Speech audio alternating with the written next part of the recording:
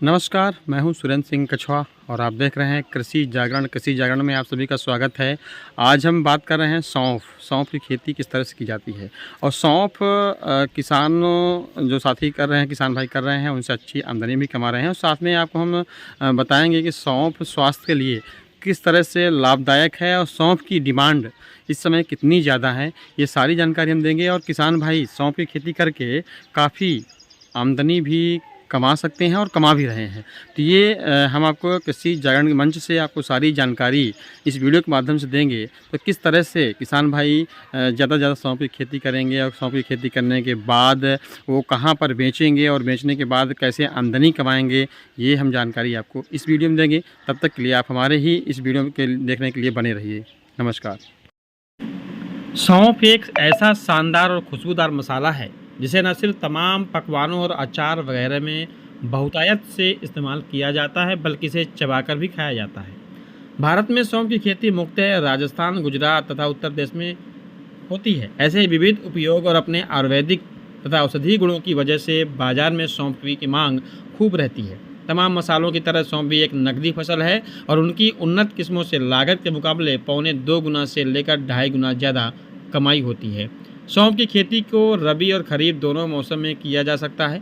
अलबत्ता सौंफ मुख्यतः समशीतोष्ण जलवायु की फसल है, यानी शुष्क और ठंड मौसम सौंफ की खेती के लिए सबसे उपयुक्त माना गया है, क्योंकि फसल की बिजाई और पकते समय हल्का गर्म वातावरण उत्तम रहता है। सौंफ की खेती की यह भी विशेषता है कि रेतीली बलुआ ज़मीन के अलावा अन्य सभी किस्म के भूमि में इसकी खेती की जा सकती है, बशर्ते इसमें जीवांश की मात्रा पर्याप्त हो। उचित जल निकास वाली रेतीली, दोमट, चूना युक्त दोमट और काली मिट्टी में सौंफ की उपज सबसे ज़्यादा मिलती है। भारी और चिकनी मिट्टी की अपेक्षा दोमट मिट्टी सौंफ की खेती के लिए बेहतर है। सौंफ की बुआई किसी भी तरीके से हो सकती है, यानी चाहे छिड़काव विधि या कतारबद्ध बुआई या फिर नर्सरी में पौधे तैयार करके उनकी रोपाई से। सौंफ की खेती में कटाई के वक्त खासा महत्व होता है, क्योंकि सौंफ के दाने गुच्छों में आते हैं और एक ही पौधे के सभी गुच्छे एक साथ नहीं पकते, इसलिए सौंफ की कटाई एक साथ नहीं हो सकती है।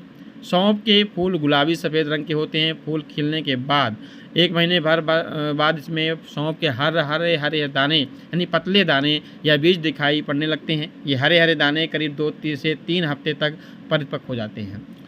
दानों का यौवन काल होता है। यदि इसी वक्त सौंफ के दानों को काट लिया जाता है तो इसका ज़्यादा दाम नहीं मिलता है, क्योंकि ये सौंफ की बारीक अवस्था होती है।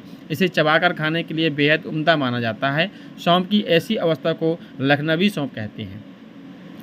लखनवी सौंफ के उत्पादन के लिए सौंफ के हरे दानों के गुच्छों की कटाई करके उसे साफ और छायादार जगह में फैलाकर सुखाया जाता है, ताकि हरे दानों का रंग पीला नहीं पड़े। सुखाते समय दानों को बार बार पलटते रहना चाहिए, वरना फफूंद लगने की खतरा ज़्यादा होती है। मसाले वाली सौंफ की उत्तम पैदावार के लिए फसल को ज़्यादा पकाकर पीला नहीं पड़ने देना चाहिए, जैसे कि दानों का रंग हरे से पीला होने लगे। इसके गुच्छों को तोड़ लेना चाहिए। सौंफ की जो किस्म है लंबी अवधि की फसल माना जाता है। इसकी बुआई के लिए शरद ऋतु अक्टूबर से नवंबर के प्रथम सप्ताह बहुत बढ़िया माना जाता है। जनवरी से मार्च तक शुष्क और समान ठंडा मौसम सौंफ की उपज और गुणवत्ता के लिए बहुत लाभदायक होता है।